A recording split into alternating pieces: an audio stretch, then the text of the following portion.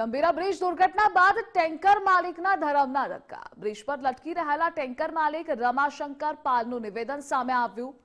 આણંદ અને વડોદરામાં ધક્કો ખાઈ રહ્યો છું। અંકલેશ્વરથી છેલ્લા 4 દિવસથી આવી રહ્યો છું। મારું ટેન્કર ઉતારી આપવા માટે કોઈ તૈયાર જ નથી। ટેન્કર પર 40 લાખની લોન લીધી છે। 85,000નો હપ્તો દર મહિને આવે છે। બ્રિજ તૂટી ગયો તેમાં મારો શું વાંક? अब ऊपर वाले की दया है भाई, जो हमको बचा लिया, क्योंकि 60 फीट के अंदर में मतलब एक पिल्लर से लेके वो पिल्लर तक जितने थे सब के सब गिरे, सिर्फ उसमें अकेला मैं ही बच गया। अब ऊपर वाले की दया से ऊपर वाले ने हमको बचाया, कैसे बचे ये हम नहीं बता सकते। अब क्या आशा रखते हो प्रशासन से?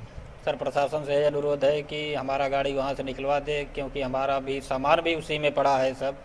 हाँ, क्या कैसे अभी मैं गांव से आया, अपना गाड़ी निकल जाए तो अपना भी रोजी रोटी चले, घर परिवार चले। सर, यही अनुरोध है प्रशासन से अपना। પાદરા તાલુકાના ગંભીરા બ્રિજ પર જે રીતે દુર્ઘટના ઘટી અને 21 જેટલા લોકો હતા તેમના મોત થયા। હજુ પણ જે આણંદ સાઈડનો છેડો છે કે જ્યાં ટ્રક લટકી રહી છે એ ટ્રકના માલિક રમાશંકર પાલ આપણી સાથે છે। કઈ પરિસ્થિતિમાંથી હાલ તેઓ પસાર થઈ રહ્યા છે તે તેમની સાથેથી જાણીશું। શું કહેશો રમાપાલજી, કઈ રીતે આ ટ્રક છે ત્યાં ફસાઈ રહી છે? હજુ પણ ટ્રકનો કોઈ નિકાલ નથી આવ્યો, હજુ પણ એ છેડા પર લટકી રહી છે, કેટલી મુશ્કેલી પડી રહી છે? મુશ્કેલીમાં સાહેબ એવું છે, મારી ગાડી જે છે ઈએમઆઈ ઉપર છે।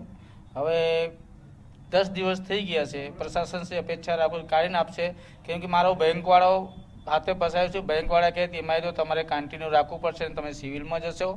અને ઇન્સ્યોરન્સવાળા મને એવું કીધું ગાડી તમારી હજુ કશું થયા નહીં એટલે વીમો કઈ રીતે પાસ કરીને આપવું નહીં।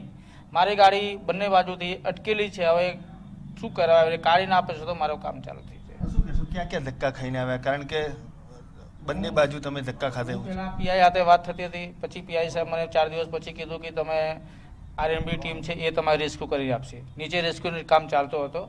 એના પછી છેલ્લા 3 દિવસથી આપણે આરએનબી ટીમ માટે મારે કોન્ટેક્ટ નથી દેતા। પછી હું આણંદ કલેક્ટર સાહેબ પાસે જઈને આવ્યો, અસિસ્ટન્ટ કલેક્ટર મને મળ્યું, પણ એને અરજી આપી, સાહેબને કીધું કે સાહેબ આવું છે। એ મને એવું કીધું કે હું બધી રીતે પ્રયાસ કરી લીધું છે, હવે એલએનટી ટીમ આવીને ગઈ ને આર્મી એ બધા મને કીધું કે આ બધા એજન્સીએ જોઈ લીધું છે, તો કન્ડિશન લાગતા નહીં કે તમારું ટેન્કર નીકળે। કેમ કે સાહેબ તમે લખીને આપી શકો છો કે મારે કન્ડિશન, મારી ઈએમઆઈ બ્રેક થાય, મારો વીમો પકાવીને આપે, તો મારો તો બધું કંઈ મોટો તો છું નહીં સાહેબ, મારા પાસે 3-4 ગાડીઓ છે, પછી મારે કઈ રીતે એને કરવું એ કે હવે નવું બ્રિજ ટેન્ડર પાસ થાય કદાચ ત્યારે જોઈશ। કોની પાસે ગયા હતા? તંત્ર શું કર્યું છે? છેલ્લો જવાબ તંત્રનો શું મળ્યો? છેલ્લો જવાબ મને કંઈ સારું નહીં મળે કે હવે જોઈશ, હવે કંઈ તમારા લાગતા નહીં ઉતરી જાય એવું કહે છે મને, કે રિસ્કી છે કાઢવાની। તો હવે શું આશા રાખી છે તંત્ર પર? કારણ કે આશા રાખું તંત્ર મને મારી ગાડી કાઢીને આપી દે તો સારું, મારું કામ ચાલુ થઈ જાય, નહીં તો નીચે નદીમાં પડી જાય તો મારો વીમો પાકશે। બિલકુલથી આ હતા રમાશંકર પાલને તેઓ આશા રાખી રહ્યા છે, કારણ કે આણંદ અને વડોદરા બંને જિલ્લાઓની ઓફિસે તેઓ ધક્કા ખાઈને થાક્યા છે। છેલ્લા 10 દિવસથી ગાડી છે તેની તેજ પરિસ્થિતિમાં છે, તેના કારણે તેમનું જે ઈએમઆઈ છે તે પણ હાલ તેમને ભરવું મુશ્કેલ પડી રહ્યું છે।